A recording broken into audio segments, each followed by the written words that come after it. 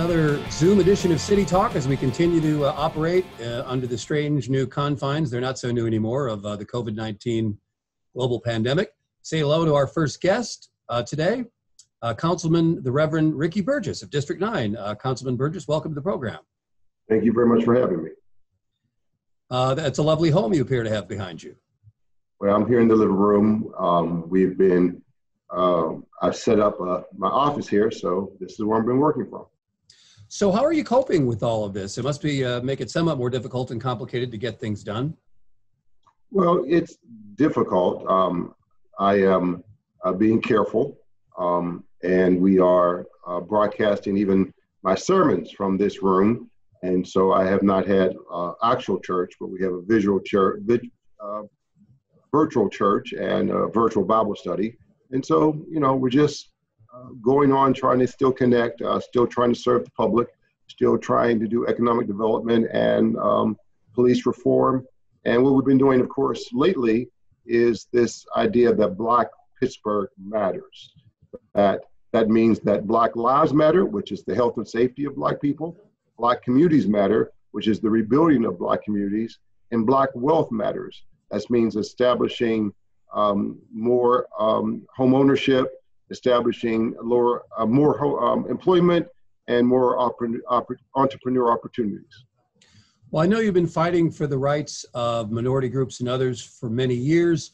Does this unfortunate crisis, which has catapulted the Black Lives Matter movement into a more prominent position, actually offer an opportunity, do you think, for real change? Might you be able to get more done now because of the moment? I think both things are true. I think one thing that has happened is COVID has disproportionately affected African Americans. And so it has brought to light a lot of the inequities that African Americans face. And then certainly this move about more police reform, which we've been doing here in Pittsburgh for 12 years, also points to the same problem. That is that we need to have a different conversation about how we treat our African American Americans.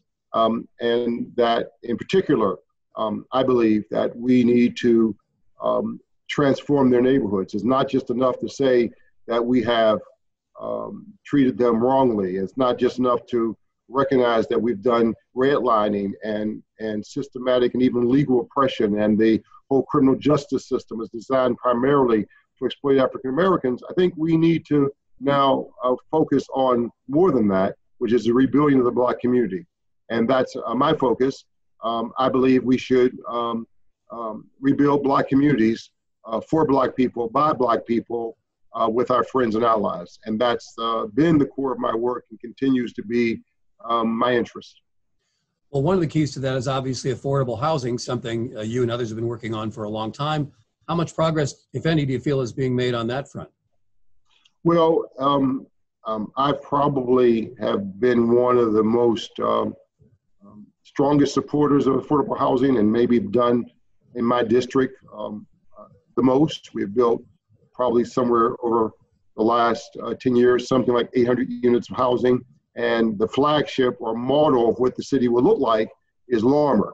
Larmer, which received a federal choice home grant, shows you what a stable mixed income community can look like. We put Larmer Choice in, Cornerstone, and we're still in now phase 3 or 4, but you've already seen now market rate housing coming into Larmer. You're seeing mixed income. You're seeing people who have choices choosing to be in Larmer.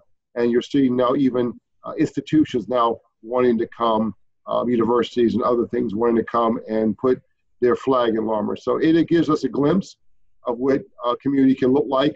And it's important that what we really would need to do is take these communities of concentrated poverty and change them, transform them into stable mixed income communities. It's really about the economics. And you mentioned Black Pittsburgh Matters, and you guys passed, the city council that has passed some legislation recently, and that is the title. Does it offer a set of guidelines, or does it have some teeth in it, do you think? Well, first of all, it makes us, we did an earlier resolution a few months ago saying that racism is a public health crisis in Pittsburgh. And then after that, we began to establish reform. And similarly, this is another step, but it talks about investment priorities.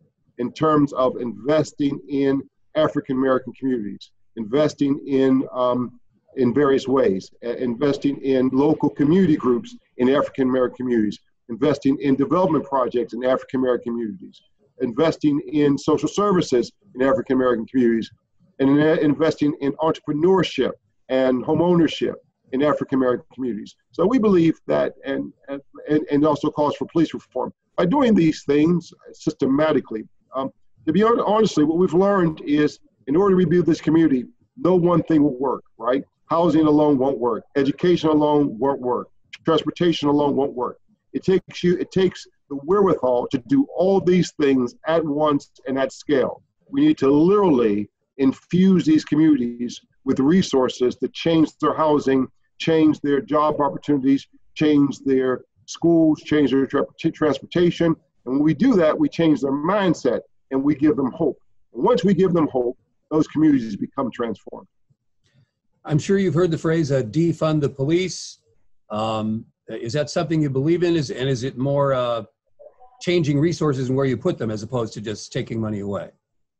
To be honest with you, I think that the defund the police movement, we owe them a great thank you, because now we're having a different conversation about how policing works. You see, in the past, under Republican leadership and even some Democratic leadership, our country put its money into prosecution, incarceration, mostly programs, right? And so when you do that, when you put that emphasis on incarceration and prosecution and criminal justice, you'll get exactly what you invest in. But instead, we need to invest in prevention programs, intervention programs, and reintegration programs. And so it's a matter of changing the mindset. See, more police, and I've been saying this for years, simply having more police officers will not make our city safer. The way our city becomes safer is when the community has confidence in the police. And so we have not funded the social programs, we have not funded economic programs, we have not funded the anti-poverty programs that actually makes a difference. And that's what makes our city safer. So is there a stronger movement to fund those programs that you say? That would be correct. Yes, we have, in fact, we have legislation on the table right now to begin to start thinking about taking the equivalent of 10% of the police budget and put it into these violence prevention programs. We brought many of those programs to Pittsburgh, but they have been funded on shoestrings, such as the Group Violence Initiative or the Maryland Lethality Assessment Model. They've been very successful. We've reduced homicides to the lowest in 5 or 6 years, but they never have been fully implemented. We have street workers who are doing the important job of keeping young people from killing each other, but they're being paid stipends instead of full-time employment. That has to change. We have to put our money where our priorities are, and our priorities has to be on saving lives and bringing hopes to these disadvantaged communities. On a personal note, are you, suffering from claustrophobia? Are you and the wife getting along or ready to kill each other? I hear a lot of stories about people cooped up and getting in on each other's nerves, even people who genuinely love each other. Well, we're in our we've been married for 35 years, and we've known each other. We met in the first grade, so we've known each other a very long time. Wow. My daughter, who has graduated from college and starts graduate school in the fall, is with us.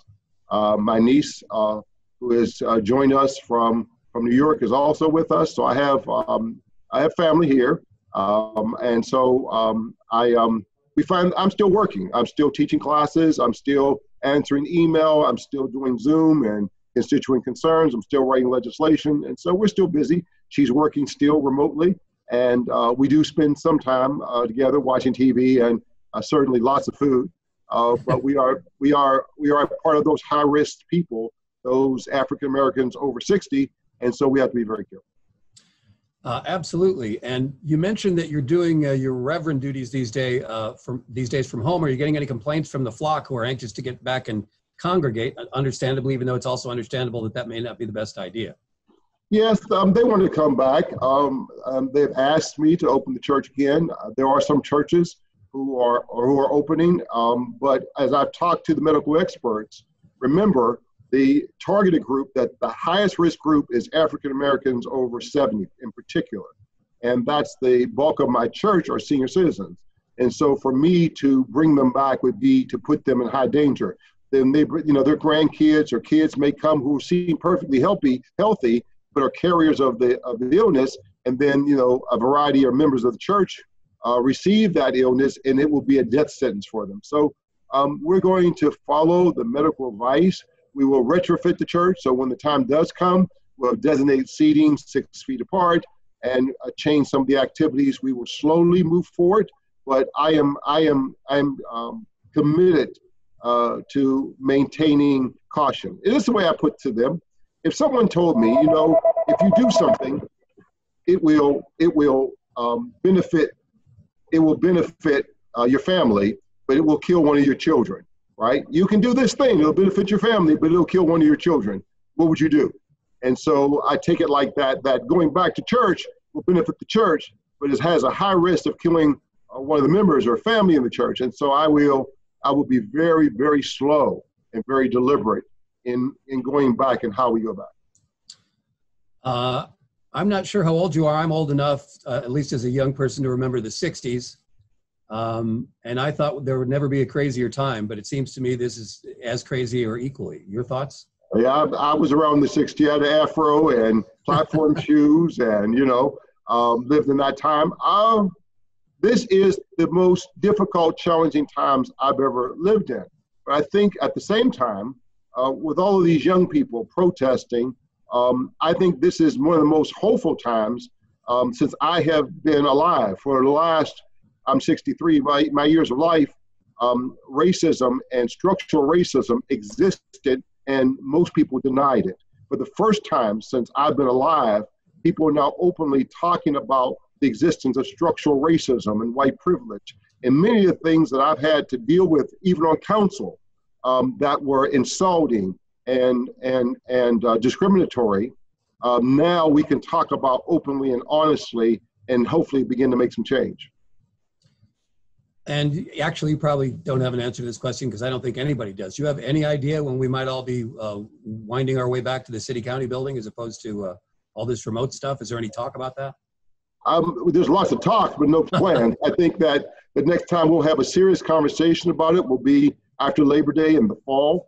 I think that our country won't ever get back to normal. I think we'll have a new normal, and certainly it'll be closer once there's a vaccine. Once we have control of the virus and there's a vaccine, I think you'll see us move inch more to a new normal. But that new normal, I think, is going to continue to have this remote. Now that we've found out this new technology allows these new opportunities, I think you're going to see a lot more of Zoom and of Facebook and of other intermediate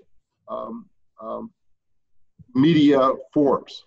Awesome. All right. Well, it sounds like you're using your time productively and you're not letting the grass grow under your feet. Congratulations on that, because I don't know if everybody else is doing that.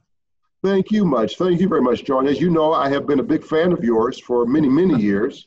And I enjoy you both as a host, and I enjoy your comedy, and I enjoy your insight and your wit. And so I do want to tell you very publicly, say what I've told you privately. You're one of our city's treasures, and I'm a big fan. Well, that's a sad commentary on the treasures of the city, but I can't thank you enough for the compliment. Any final words before we let you go? Yes, I think that we have this moment now, and one of the new things I want us to begin to think about is if we're going to rebuild these African-American communities, where do we start?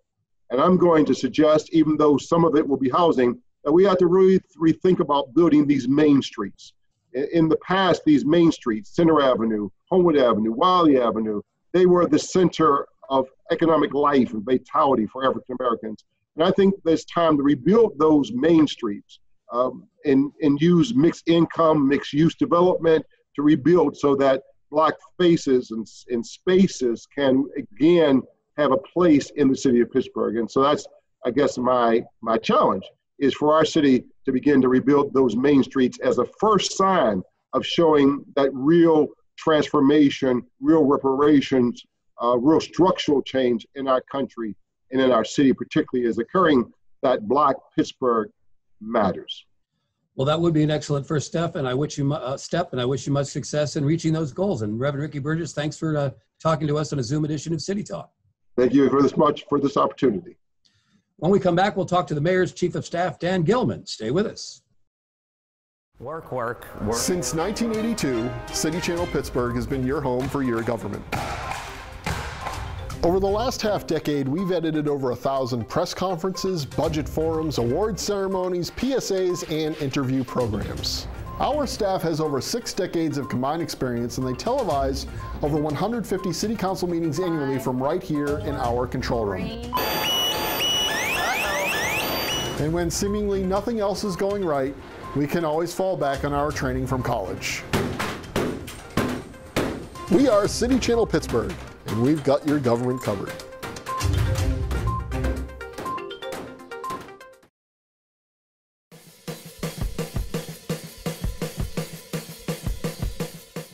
Welcome back to City Talk. We're happy to have as our guest the Chief of Staff for the Mayor of the City of Pittsburgh, Dan Gilman. Chief Gilman, welcome to the program. Thanks, John. Always good to see you, even if distant and through a computer. Yeah, back at you. So pretty fancy surroundings there. I see you have a vent and and some wood paneling. You know, I decided we should keep it real, which is basement, kids upstairs crying, Steelers t-shirt. This is what it's really like to try to help run the city right now. All right. So at least for the moment, all kidding aside, I remember actually interviewing you in a local media outlet the day it was announced you got the job.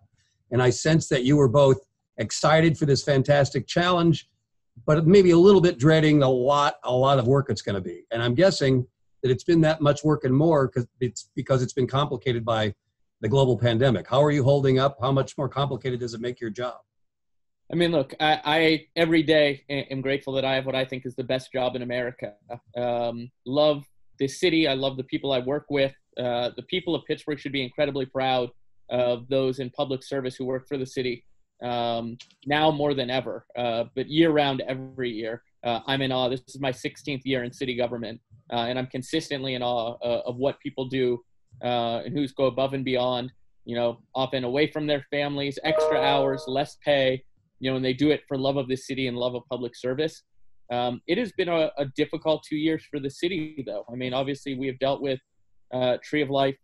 We have dealt with the global pandemic.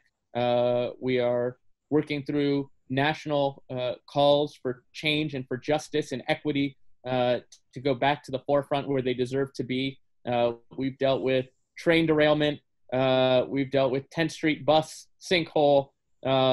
There has been a lot that has gone on that has stretched our resources thin and been very challenging for city employees, both in their job and in their personal lives.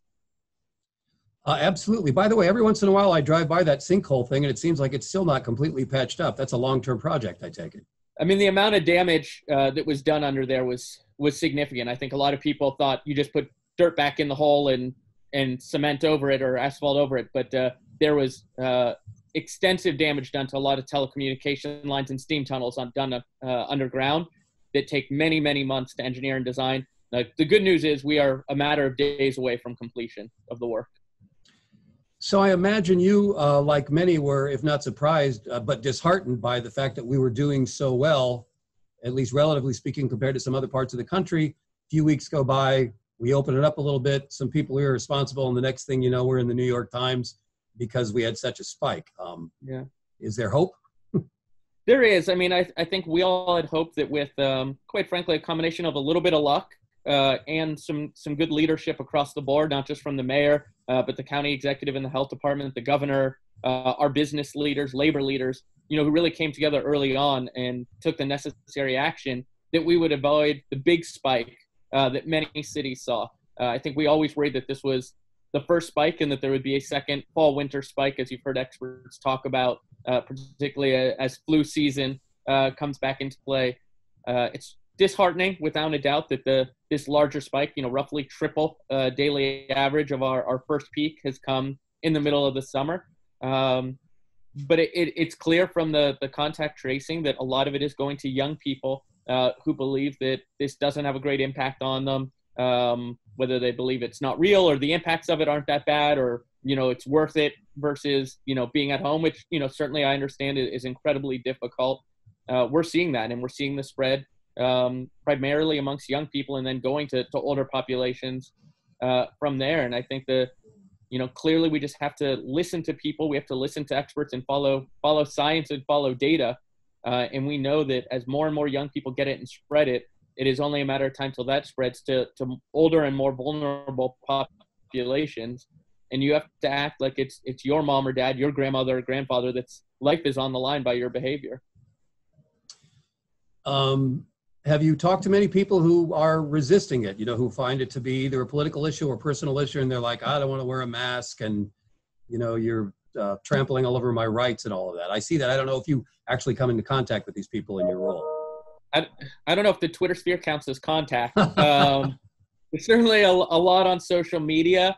I wouldn't say there are a lot of people I talk to who take necessarily that position, but there are certainly a lot of people I talk to who believe that the economic harm done by, quote unquote, being in the red isn't worth it. And that the long-term harm, whether it is, through loss of jobs to employees, which leads to hunger and poverty and eviction and foreclosure and societal problems there, or it's just that businesses won't be able to come back, and even once safe to grow, Pittsburgh won't be able to grow economically and provide opportunity anymore, which I think are all important conversations. I've talked to people who have it and are living through it here in the city of Pittsburgh and around the country. But it's disappointing, I would say, from what I can see and what you read about. The U.S. is pretty much the only country on earth that has made mask wearing a political talking point and part of a national election. While in many countries there's political differences on how to handle it, very few are based on whether or not to wear a mask. And it's sad that small thing that we can do that can be so transformative in saving lives has become this political. How about on a personal level? Do you get out much? Do you get a break to do anything recreational or, as a distraction to get your mind off all of this stuff? Not really. I mean, I have two very young kids, so, trying to keep them entertained, but, we're not going to playgrounds, no play dates, not going over to friends' houses, not going to the basketball court. We try to keep it in the neighborhood and take a walk around the block and play in the yard where we can, or ride our bikes on the sidewalk in front of our house. And that's certainly a challenge. I feel for my kids, but at the same time, my kids are very young. I certainly really feel for high school age kids who lost parts of their senior year or freshman year of college or senior year of college. There's a lot of them, people whose weddings are being impacted, postponed, canceled, people whose funerals have been. And this is having a profound impact and is going to for months. So while certainly I can say life has been challenging at home with two little kids, and more or less I haven't been out now in 4 months, I feel very lucky that it's not nearly as impactful as I know it has been for many other people. All right, but so nobody in your house is ready to kill each other, because I also hear stories of people just stressing out even with people they love because claustrophobia is real. No, it is real. Thankfully, no, we're not. We are a very happy family here, but it is very real. And with that, we keep our eyes open as a community around domestic violence, around alcohol and drug abuse, around child abuse. These are very real societal concerns that we need to watch over and watch out for our neighbors. For a lot of children, it's going to school and having a teacher or a little league coach seeing them that are the first signs of a child in danger, and those things are not happening. So we all have to be even more neighborly than Pittsburghers already are naturally, and look out for some of those signs of difficulty in someone's home. So what do you see going forward? When, if ever, will we all go back to the city-county building? I realize there's no definitive answer to that yet, but do you have any vague idea? We're really not going to push it. I have to say, again, and a lot of credit to the team in innovation and performance who took a city and got them working remotely in a matter of days. You're not seeing a significant drop-off in the services from the city. There are a few that are definitely more challenging, or certain types of permits or checks being cashed that take a little extra time. But overall, the city is operating. Our essential services are out there. Obviously our frontline first responders and public works and inspectors and others who have been out there the whole time, sometimes in more dangerous conditions, are going. And so for those of us who spend most of our time in an office anyways, I'd rather keep people home and keep people safe. Plus, I'm very aware of what it does for childcare needs for our employees as well. And so monitoring what happens with schools in the fall will be an important part of some of the conversation as well. But I don't want to put people in a difficult position where they can work from home and we're creating childcare hardships for them at home. That's not beneficial to anybody.